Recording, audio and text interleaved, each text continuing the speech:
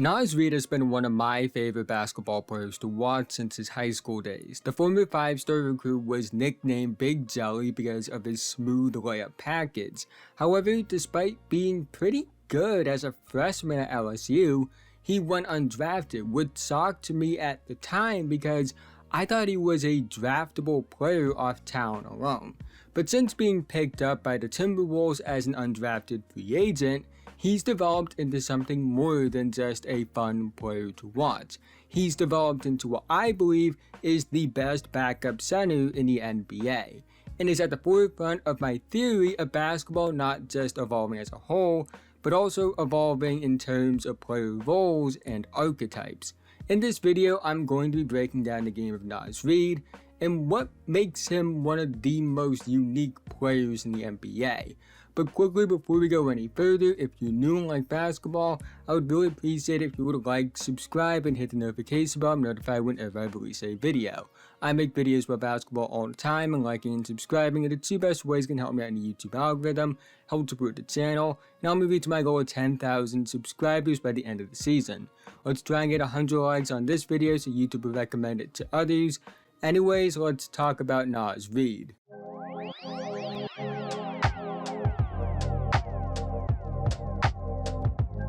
Through 25 games, Naz Reid is averaging 13.5 points per game, 4.6 rebounds per game, and 0.9 assists per game on 50.2, 38.8, 92.5 splits, and a 62.5 true shooting percentage in 22.5 minutes per game. Per 75 possessions, he's averaging 21.8 points per game, 7.4 rebounds per game, and 1.5 assists per game. He's always been a productive scorer despite not really being a majority starter at all, as he's only started 43 of his 270 career games in the NBA, and 10.4 points per game in under 20 minutes per game for your career is very impressive, especially when you're as efficient as Naz Reid has been. Now, he's not a starter for a few reasons, mainly because he's not a good defensive player, and also because he's on a team with Karl-Anthony Towns and Rudy Gobert, but I do think he could be a starter for a decent amount of NBA teams, but I think his best role on a contender is as a backup. What stands out the most with Naz Reid is how smooth his game is. He's a very fluid mover with great body control for someone that's 6'9", 264 pounds, and where it's most noticeable is in his handle. Naz Reid has arguably the best handle for a big man in the NBA, but it's not just a good handle for a big man, it's just a good handle in general. It's smooth and fluid. He has it on a string, his counters are instinctual, and he creates a decent amount of his offense off the dribble. 42.5% of his offensive production within the arc is unassisted on, and his handle is a big reason for that. Naz Reid is very good at attacking the basket. Per 75 possessions, he's shooting 69.2% at the rim on 5.8 attempts per game. He combines strength, body control, fluidity, and skill to be a monster at the rim. He's really strong at 264 pounds, physicality that's not the easiest to contain. His body control and fluidity make him very hard to stay in front of, even if he's not the quickest guy in the world. And the skill on top of those athletic traits make him very effective. He has the shooting touch around the basket, he has incredible footwork, he has an incredible handle, he has really good counters, he's a complete package in terms of skill around the basket, both facing up and backing down. He's not a bad athlete, but he's not Paolo Banchero or Evan Mobley in terms of explosiveness. But when you're as skilled as Naz Reid is, you don't need to be a freak athlete to be an effective scorer, and what he does around the basket is proof of that. But the area I'm most impressed by is his three-point shooting. This season, Naz Reid is shooting 38.8% from 3 on 4.8 attempts per game.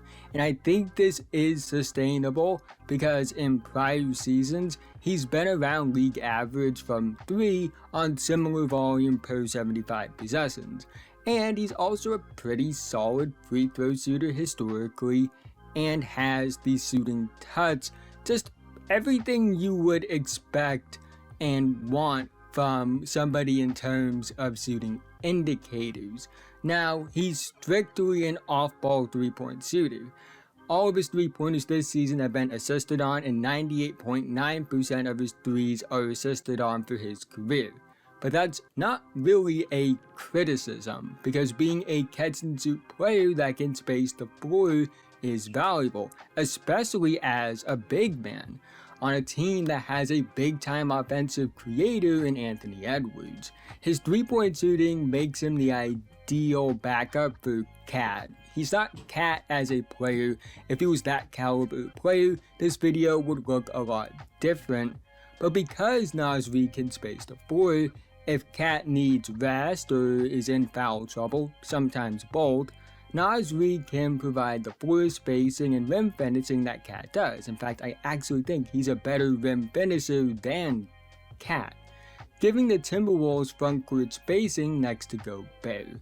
I believe that Naz Reid, being a really good catch-and-shoot player, makes him lineup flexible and more versatile, as well as a fit on offense next to both Karl-Anthony Towns and Rudy Gobert. Naz Reid is a big part of my belief that basketball isn't simply evolving in a simple way of being more about tall, versatile players. The evolution of basketball is about the skill and feel increasing among all archetypes, and Naz Reid is the evolution of the backup center.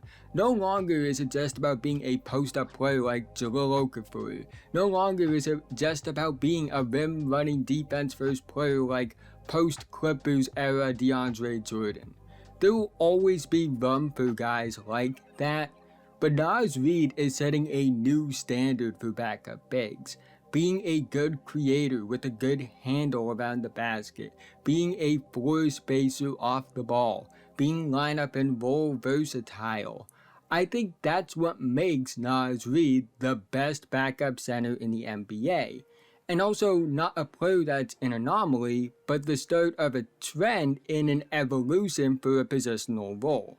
If you were to ask me right now who I believe the frontrunner for 6th Man of the Year is, I would say it's Naz Reid, with Emmanuel quickly very close behind, and they're top two for similar reasons, because they aren't like the stereotypical 6th man, where they're just shot chuckers. They have a real impact on winning basketball, and for Naz Reid in particular, what he brings to the table is a big reason the Timberwolves might be the best team in the NBA as the leader of the second unit. I enjoy watching Naz Reid a lot. It's why I made this video. And to see his development from a fun highlight watch that had these cool layups that most centers weren't even trying when he was in high school, to a legitimate piece on a potential contender has been an absolute joy, and I think he's going to have a role in the NBA on contenders for a very long time. But that's the end of this video. If you made it to this point, thank you so much. Again, haven't already, like, subscribe, hit notification bell, notified whenever I release a video. I make videos about basketball all the time, and liking and subscribing are the two best ways to help me out in the YouTube algorithm, help support the channel, and help me reach my goal of 10,000 subscribers by the end of the season. Let's try and get 100 likes on this video so YouTube will recommend it to others. And I'd love to hear your thoughts on Naz Reid and how good you think he is. And I actually have a few questions. First, who is your favorite high school mixtape player ever? Naz Reid is top 3 for me, so who's your favorite, or who's your top 3, top 5, whatever? Love to hear that down below. Who do you think the best backup center in the NBA is? Who do you think is the front runner for 6th Man of the Year? Do you think the answer to all 3 of those questions is Naz Reid? Do you think it's someone else? I'd love to hear all that down below. Thank you guys so much for the support on the channel recently. I've been really appreciative of that. But with that being said, have a nice day, and I'll see you guys in the next one.